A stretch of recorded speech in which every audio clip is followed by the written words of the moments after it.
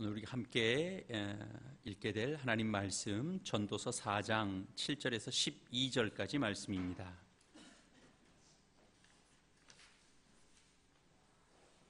구약성경 951페이지 전도서 4장 7절에서 12절까지 말씀입니다.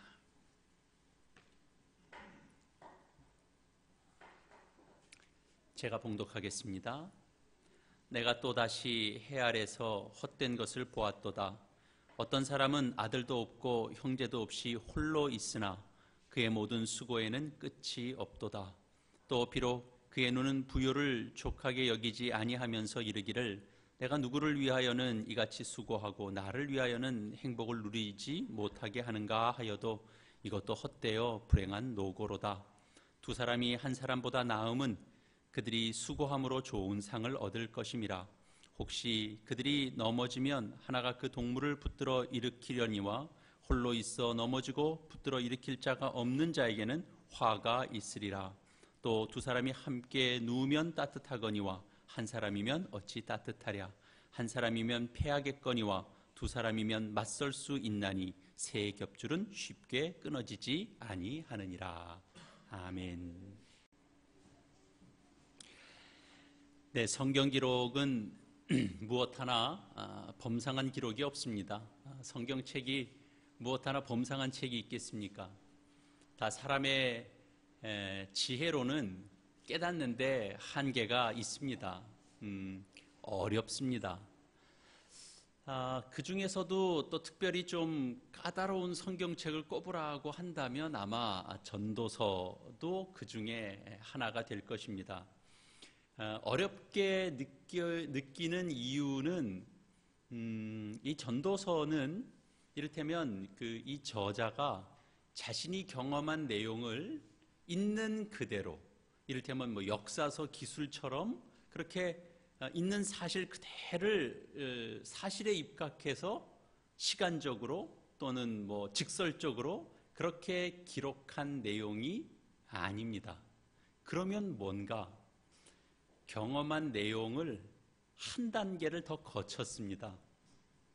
그냥 내가 이런 일을 겪었어. 그리고 그냥 있는 그대로를 얘기한 게 아니라 그런 일들 속에서 내가 보고 느끼고 깊은 생각을 하고 사색도 하고 고민도 하고 그래서 얻어진 결과를 또 문학적 표현에 담아서 기록했기 때문에 어법이 좀 복잡합니다. 그러니까 그냥 나는 그런 생각 이제 안 하기로 했어. 이렇게 얘기해도 될 것을 나는 생각하면 생각할수록 생각나는 일이기 때문에 나는 생각하지 않겠다고 생각하는 것이 올바른 생각이라고 나는 생각했다. 막 이런 식으로 이렇게 기술을 하니까 이게 이렇게 따라가 보면 쉽게 얘기하면 될 걸 왜 이렇게 짚고 갔을까? 이제 그런 게 느껴지는 그런 부분들도 있습니다. 그러니까 대단히 직설적이기보다는 암시적입니다. 그리고 직설적으로 얘기하기보다는 좀 우회적으로 표현합니다. 이제 우리 말도 그렇잖아요. 좀 누가 우회적으로 표현을 하면 그걸 금방 이해하기가 좀 어려울 때가 있습니다. 나 언제부터 네가 참 좋아졌어 이렇게 얘기하면 나도 그래. 그러면 서로 마음과 마음이 잘 전달되잖아요. 근데 상대방이 해바라기는 늘 해만 쳐다본다는데 나도 그러고 싶어 이러는데 상대방이 문자로 이렇게 히읗자만 하나 딱 찍어서 보내주면 헷갈리죠. 이게 서로 공감한다는 얘기인지 피식하고 웃고 비웃음을 친 건지 애매해집니다. 전도서 내용이 그래서 단순하지 않고요. 좀 복합적입니다. 제일 대표적인 게 뭐죠? 허물을 이야기하잖아요. 허물을 끊임없이 이야기를 해요. 그래서 그 허물을 계속 이야기를 하면 정말 이렇게 허물을 이야기하면 그 허무주의에 빠져서 별로 이 세상을 살 의욕도 없는 사람이 하는 발언 같아 보여요. 그런데 따지고 보면 그 얘기를 하고 싶은 게 아니에요, 지금. 그러니까 인간이 추구하는 그 수많은 수고와 그 애씀의 현실이 피상적으로 볼 때는 어떻게 느껴지지만 그걸 더 파고들고 파고드니까 뭐가 있냐 하면 그 현실에 그냥 보여지는 것 이면에는 부조리한 면도 있고 불합리한 면들도 있고 이해 안 되는 구석들이 자꾸 드러나 보여지는 거예요. 그러면 어떻게 되죠? 사람이 시험에 들죠. 시험에 들면 어떻게 되죠? 허무감이 밀려오죠. 허망해지죠. 그러나 그것만 이야기하려고 하는 게 아니고 궁극적으로는 이 허무함을 발견하는 이 해 아래 세상, 그것이 다가 아니고 이 해 너머에 계신 그 하나님, 그 하나님을 바라보게 하려고 하는데 사실은 그 마음이 있는 거예요. 근데 그 이야기를 하기 위해서 앞에 부정을 계속하고 있는 겁니다.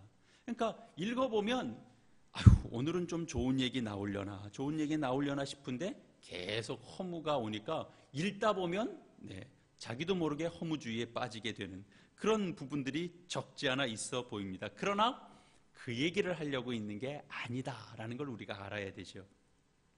전도서는 시종 허무를 이야기하지만 물론 결론부에 가서는 물론 목적하는 바가 드러납니다.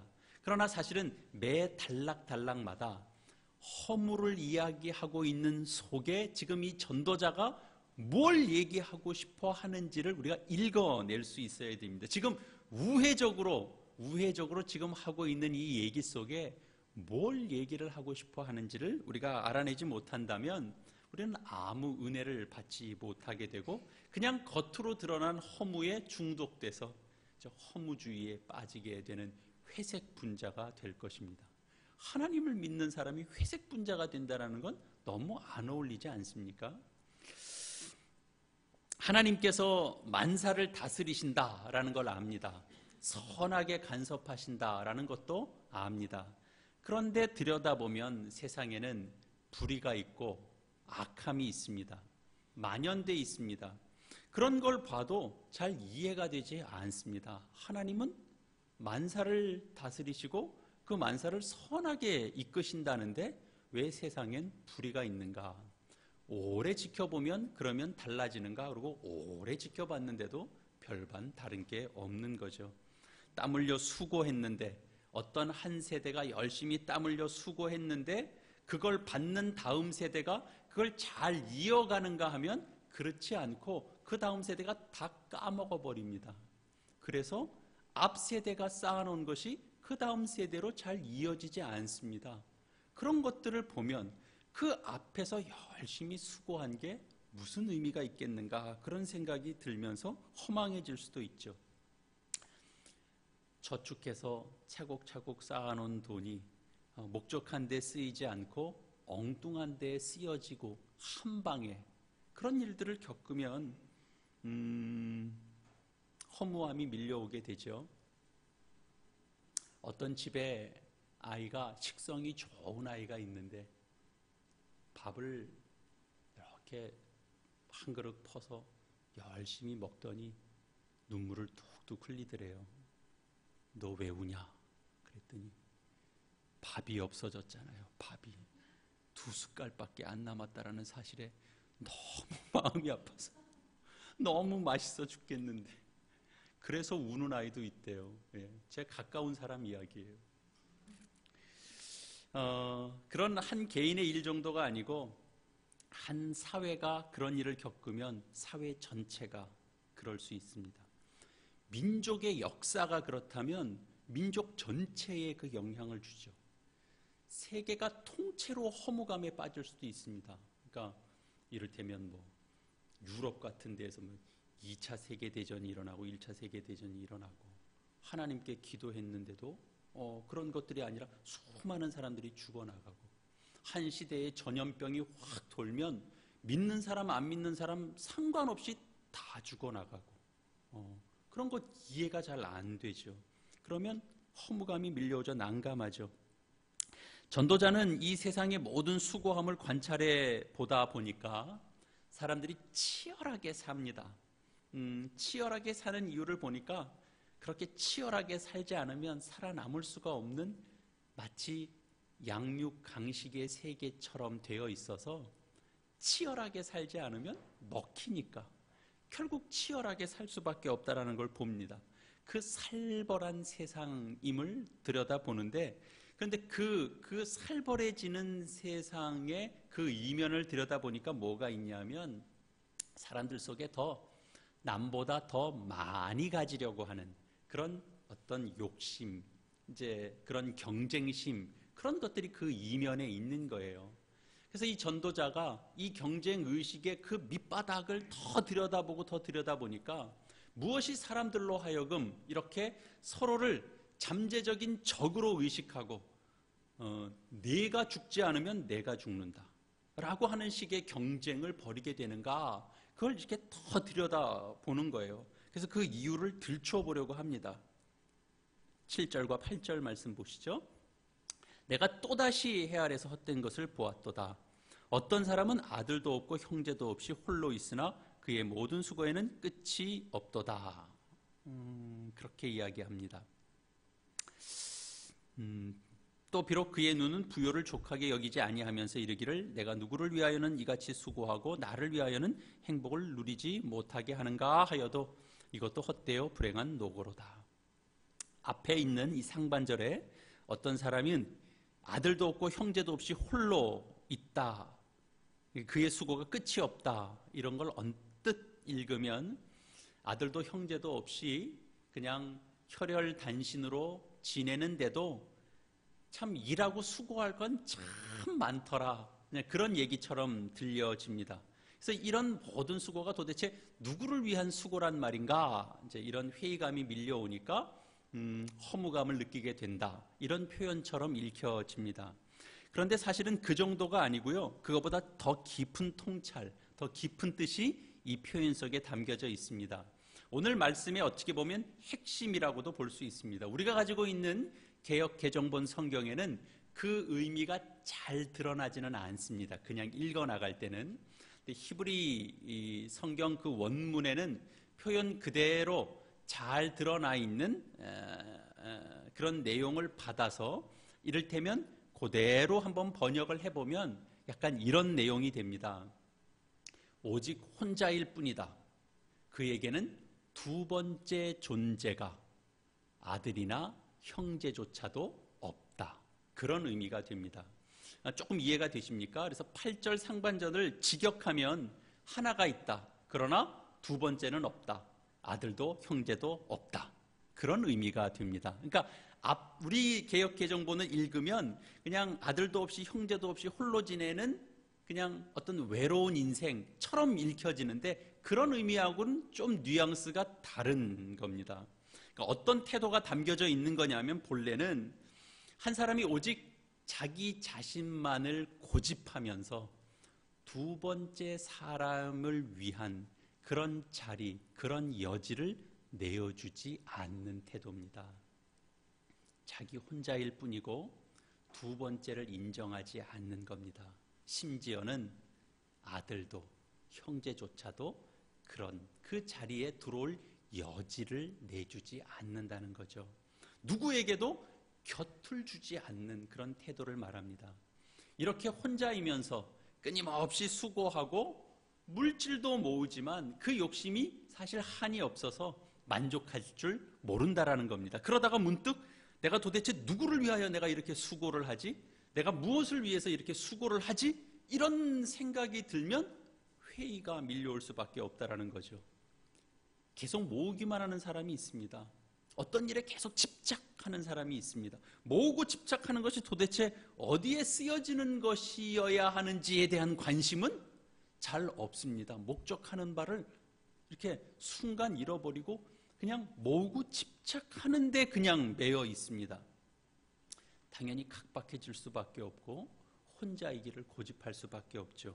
그러니까 결국 나 혼자라고 하는 이제 결론에 이르게 되는데, 그러면 형제가 무슨 소용이 있고 자식이 무슨 소용이 있나 그렇게 되죠. 아무도 인정 안 하게 됩니다. 오직 인정할 수 있는 건 자기 자신뿐입니다.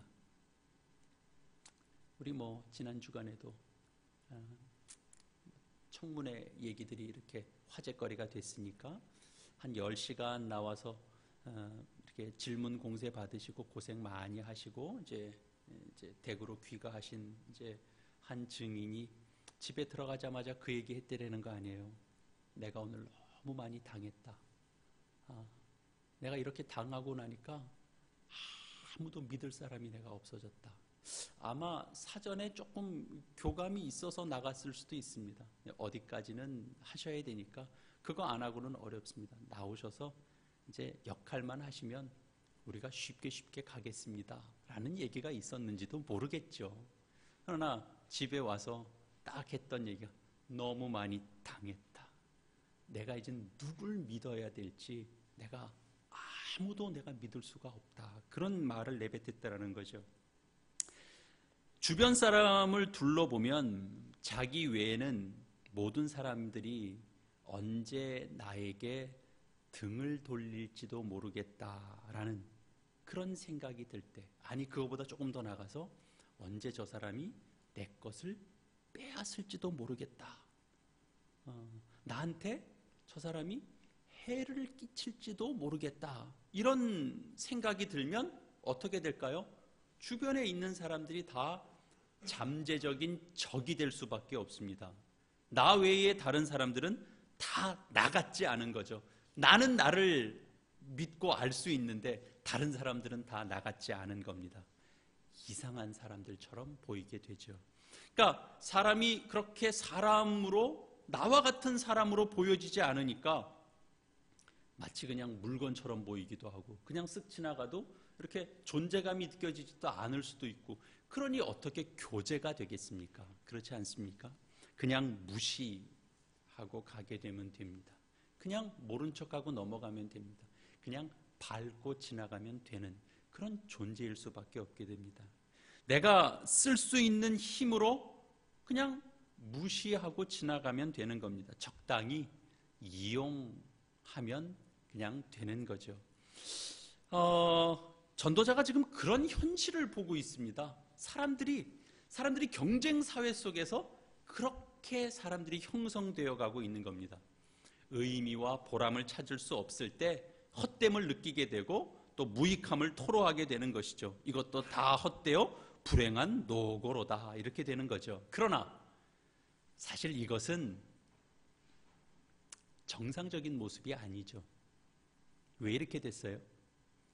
죄가 만드는 겁니다. 죄가 일그러뜨린 인간의 모습입니다. 원래 하나님께서 창조하신 모습은 그와 같지 않았습니다.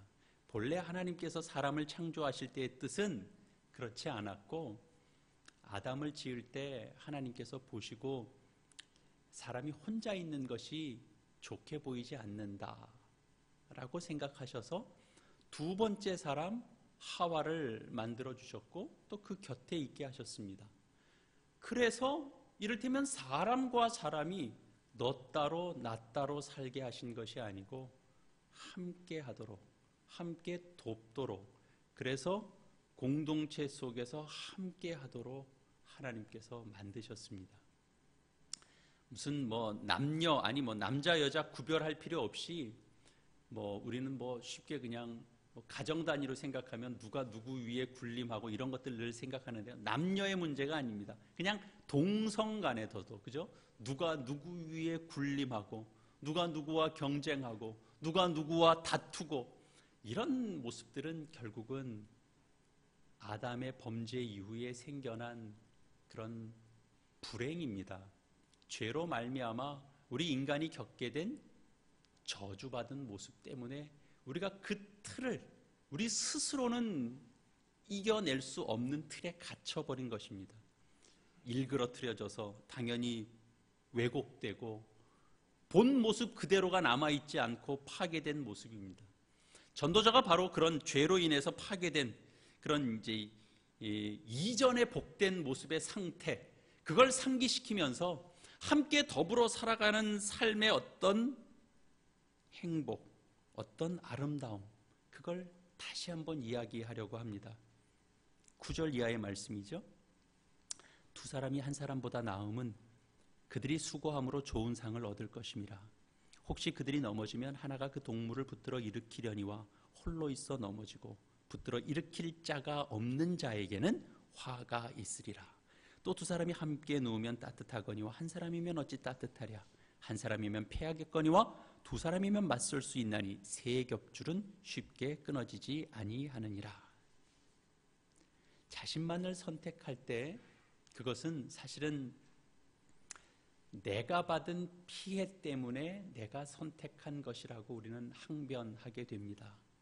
그러나 그럼에도 불구하고 성경은 사람이 죄로 일그러진 생각과 태도와 그런 자세를 꿰뚫고 들어옵니다. 그래서 두 사람 이상의 인간관계를 적극적으로 성경이 우리에게 말씀합니다. 하나보다 둘이 낫다.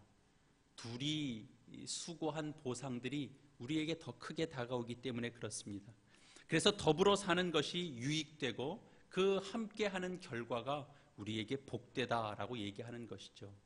더 구체적인 그 유익을 뭐라고 얘기하냐면 쓰러질 때 한 사람이 다른 사람을, 곁에 있던 그 두 번째 사람이 그 사람을 일으켜 세워줄 것이기 때문에 우리는 함께, 혼자서는 살 수 없는 존재다. 우리가 함께 있어야 된다.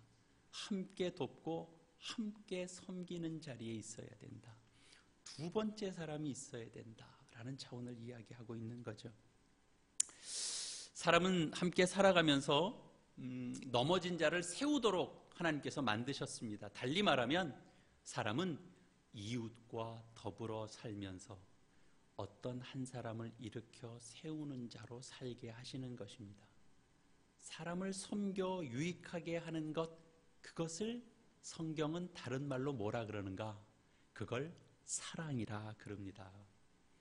다른 사람을 일으켜 세우는 것, 남을 섬겨 유익하게 하는 것, 도움을 베푸는 것, 이런 것들이 사랑의 구체적인 모습입니다. 그러나 세상에서 혼자이기를 고집하는 자는 만일 그가 넘어질지라도 그 곁에서 그를 일으켜 세워줄 자가 없기 때문에, 두 번째 사람이 존재하고 있지 않기 때문에 불행할 수밖에 없습니다.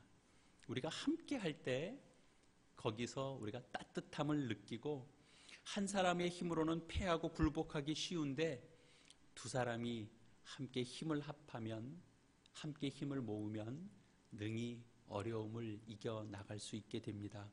세 겹줄은 쉽게 끊어지지 않는다라고 하는 말씀은 결국은 더불어 살아가는 그런 삶의 큰 힘과 능력이 그 속에 담겨지기 때문이다, 이렇게 얘기하는 셈이죠. 뭐 두 사람이 누우면 함께 모두 따뜻할 것이다, 이런 내용들 그냥 단순하게 무슨 결혼 생활을 이야기하는 것만은 아닙니다. 더 풍성하게 사람이 마음과 삶을 함께 나누는 그런 이웃과 함께 그 온기를 서로 나눌 때 서로가 서로에게 그 훈훈한, 사람과 사람이 함께 맞닿아 있는 그런 그런 것이 한 사람을 온전하게 세워주는 놀라운 하나님의 통로가 된다라는 사실입니다. 한 사람의 힘으로는 패하고 굴복하기 쉽지만 두 사람이 힘을 합치면 함께 견딜 수 있습니다. 교회로 묶어주시는 이유 중엔 이 부분, 이 요소가 대단히 중요한 것입니다. 세 겹줄이 쉽게 끊어지지 않는다라고 하는 것, 우리가 더불어 사는 삶에 우리의 생각보다 더 큰 힘을 발휘해서 우리를, 서로를, 누가 누구를 도와서 한 사람만 쓰는 게 아니라 그 모든 관계를 통하여 서로가 강해진다라는 것입니다. 이 세상 속에서. 그런데 왜 사람들이 혼자이기를 고집하는가? 내가 누구 때문에 이렇게 뼈 빠지게 아둥바둥하는가? 그런 회의감이 밀려오는 말들을 스스로 내뱉으면서도 왜 사람은 사람과 더불어 살려고 하기보다는 혼자의 공간만을 지키려고 하는가? 가만히 들여다보면 거기엔 사람을 믿을 수 없다라고 하는 요소가 가장 강하게 배어 있습니다. 진심을 다해서 진정성 있게 대하고 또 나를 열고 내가 손을 뻗고 내가 상대방에게 가까이 다가섰는데 그 상대방 속에서 거짓된 모습을 우리가 보게 될 때 그냥 그 순간에 참 우리가 그냥 난 당신이 그냥 싫습니다 그러고 그냥 쉽게 말하는 것보다 더한 충격을 받죠. 우리가 시간을 가지고 함께 나누고 함께 하고 손 내밀고 그렇게 뭔가를 함께 나눠 갔는데 거기에 그것이 그것만의 모습이 아니라 또 다른 이면들이 존재하고 있었구나라는 것들을 발견할 때 사람들은 무너집니다. 나눌 것을 다 나눴는데 조금씩 그 선의가 공격받게 되고 짓밟혀지게 되는 일들이 생겨날 때 우리는 사람을 신뢰할 수 없게 됩니다. 제일 우선적으로 신경 쓰여지는 게 뭐냐? 내가 마음을 다잡죠. 내가 이제는 내가 뒤통수 맞을 일을 내가 안 해야 되겠다. 그 마음부터 다지게 되는 게 사람의 마음입니다. 여러분, 죄가 초래한 가장 심각한 불행은 뭘까요? 가장 한 가지를 우선 꼽으라고 하면 그건 이렇게 말할 수 있을 것입니다.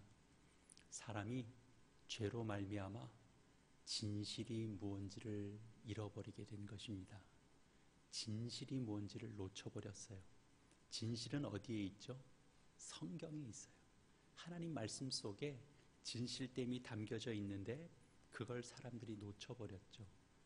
하나님은 이렇게 말합니다. 의와 거룩과 진리로 너희가 지으심을 받았다. 그렇게 말합니다. 그런데 죄와 함께 이런 진실이 사라져버린 거예요. 인간이 그렇게 지음을 받은 존재라고 하는 사실을 놓쳐버리게 됐습니다. 의와 진리와 거룩함이 이제 가려져 버리고 그런 내용들을 잃어버리게 되니까 그 자리를 뭐가 채우겠어요? 잃어버리고 그냥 많아요? 공허한 상태로 있지 않습니다. 잃어버리면 그 자리에 반드시 뭐가 들어오게 되어 있습니다. 거짓이 그 자리를 채우게 될 수밖에 없습니다. 진실함이 사라져 버렸으니까 사람이 변덕만 남게 되죠. 누구의 잘못만이 아닙니다. 신뢰할 수 없는 사람 앞에서 사람이 어떻게 또 진정성을 보이겠습니까? 그죠? 저 사람이 신뢰할 만하게 대한다 그러면 나도 진정성 있게 대하지만 저 사람이 신뢰할 수 없게 대한다면 우리가 어떻게 진정성 있게 대하겠습니까? 그러니까 꽁꽁 닫고 살 수밖에 없죠. 혼자의 길을 선택하며 살 수밖에 없는 겁니다.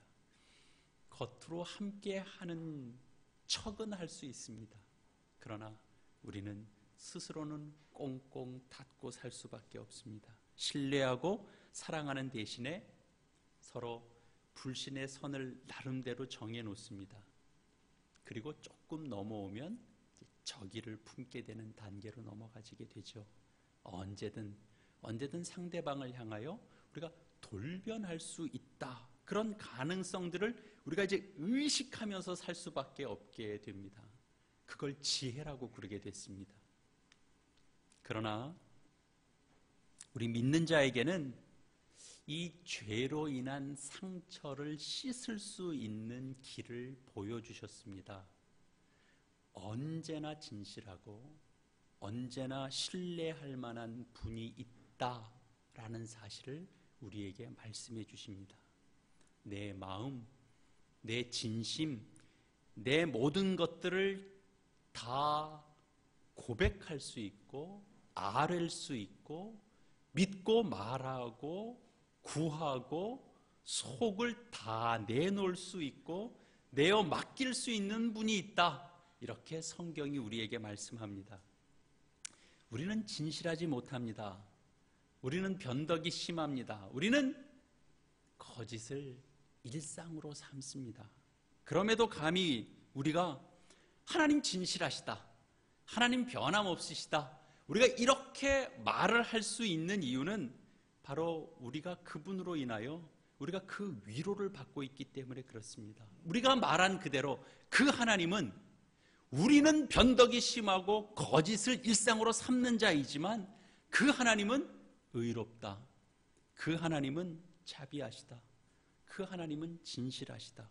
그 하나님은 사랑이 없으시다 라고 말하는 것만큼 그 하나님은 그렇게 변함없이 진실하신 하나님이시기 때문에 그렇습니다.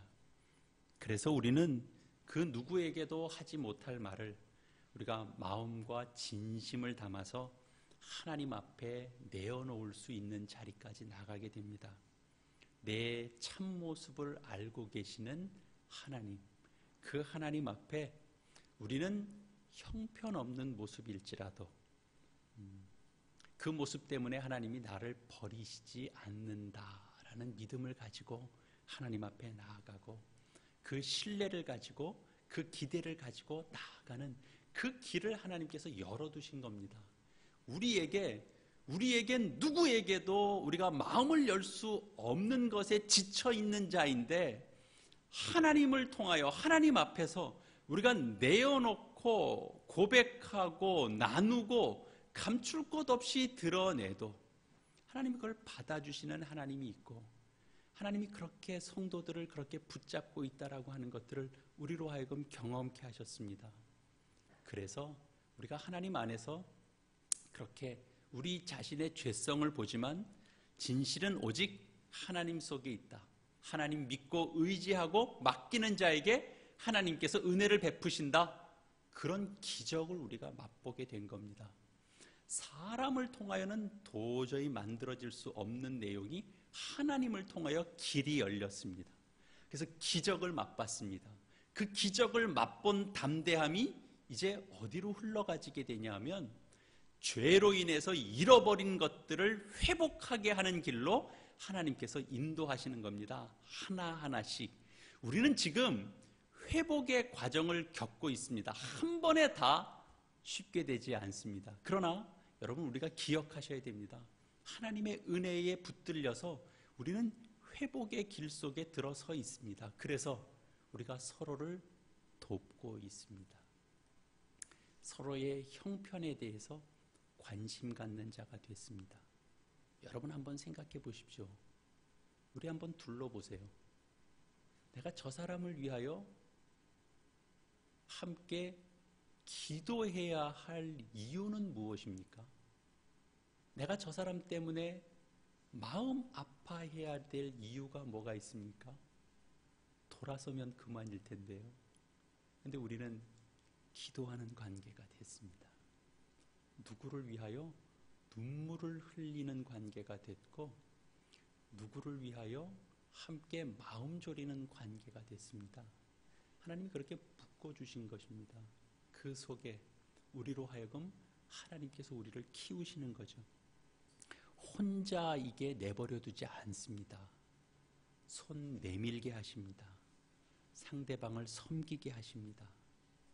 내가 그래서 미안하다는 말을 내가 꺼낼 수 있게 됩니다. 하나님이 새 계명을 우리에게 주셨습니다. 새 계명을 너희에게 주노니 서로 사랑하라. 내가 너희를 사랑한 것 같이 너희도 서로 사랑하라. 너희가 서로 사랑하면 이로써 모든 사람이 너희가 내 제자인 줄 알리라. 주님께서 이 땅에 오셔서 우리에게 주신 새 계명입니다. 새 계명. 새 계명 무슨 말인 줄 아시겠죠? 우리로 하여금 회복의 길을 시작하시는 것입니다. 서로 사랑할 수 있는 관계가 될 수 있다라는 것입니다. 내가 너희를 사랑한 것 같이 너희도 나를 사랑하라 그러는 겁니다. 오늘 우리는 주님의 탄생을 기뻐하며 다시 오심을 소망하는 대림절 셋째 주일을 맞습니다. 우리가 해 아래 세상에서는 우리가 경쟁하며 살아가고 그로 인하여 우리가 허물을 필연적으로 겪을 수밖에 없게 되지만 우리에게 허락하신 은혜 속에 우리는 믿음을 갖고 살게 됐습니다. 그래서 그 믿음으로 해 아래에 있는 세계만 보는 것이 아니라 해 너머에서 만물을 주관하시고 섭리하시고 다스리시는 그 하나님의 통치, 그 하나님께서 준비하신 세계에 대하여 눈뜬 자가 됐습니다. 이 땅은 죄로 일그러져서 진실이 무엇인지를 잃어버린 세상이 됐습니다. 그러나 이 세상에서 하나님께서 우리를 들어 이 일그러진 세상에, 그래서 가려져 있고 진실이 숨겨진 세상에 진짜 진실은 뭔지를 전하는 그런 자로 우리를 심어주셨습니다. 내가 너희를 사랑한 것 같이. 그러니까 하나님이 우리를 사랑하신 그 사랑이 어떤 사랑인지 우리로 하여금 알게 하셨고, 그 사랑을 입은 자로, 그리고 그 사랑을 전하는 자로, 그 사랑 속에 성장하고 커가는 자로 하나님께서 우리를 부르신 것이죠. 그래서 우리를 서로 사랑하는 자리로 이끌어가고 있습니다. 그 사랑은 사람의 어떤 신뢰와 신의가 짓밟혀진 그 상처의 벽까지도 넘어서게 합니다. 우리로 하여금. 우리는 그 사랑의 상처를 입었지만, 그러나 주님의 사랑 안에서 그 사랑을 다시 회복시킵니다. 다시 결실할 수 있는 자로 하나님께서 우리를 부르십니다. 그래서 비로소 세상 속에서 세상의 의지로는, 세상의 수고로는 만들어낼 수 없는 그 주님의 사랑, 그것을 우리로 하여금 만들어가도록 우리를 그렇게 부르십니다. 다른 음들이 함께 묶여서 화음이 된다라고 하는 것, 우리는 어느 순간도 놓치지 말아야 할 것입니다. 거기에 진실이 있습니다. 거기에 아름다운 것들을 하나님께서 담아내십니다. 나랑 똑같으라고 요구하지 마시고, 내가 저 사람과 어떻게 조화를 이룰 수 있는가를 생각하고 지혜를 구하고 기도하시고, 그래서 하나님께서 만들어내시는 귀한 조화가 무엇인지 여러분들의 경험 속에서 고백하는 귀한 여러분의 인생을 이 말씀과 함께 걸어가시는 저 여러분 다 되시기를 이 말씀으로 축원합니다. 기도하겠습니다.